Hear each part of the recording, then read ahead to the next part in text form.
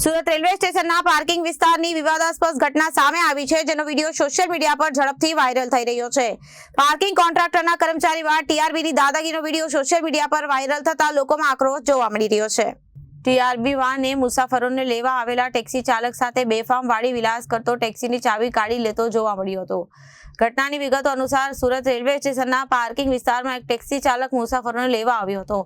તે દરમિયાન ટીઆરબી જવાને તેને પાર્કિંગમાં ગાડી ન મૂકવા અંગે દલીલ કરી હતી, જેના કારણે બંને વચ્ચે તીખી બબાલ થઈ હતી।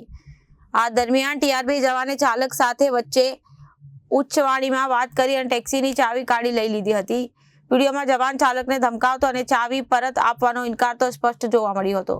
ચાલકે તુરંત પોલીસ કંટ્રોલ રૂમ પીસીઆરને કોલ કર્યો, જેના પગલે મહિદરપુરા પોલીસ સ્ટેશનની પીસીઆર વાન સ્થળે પહોંચી હતી।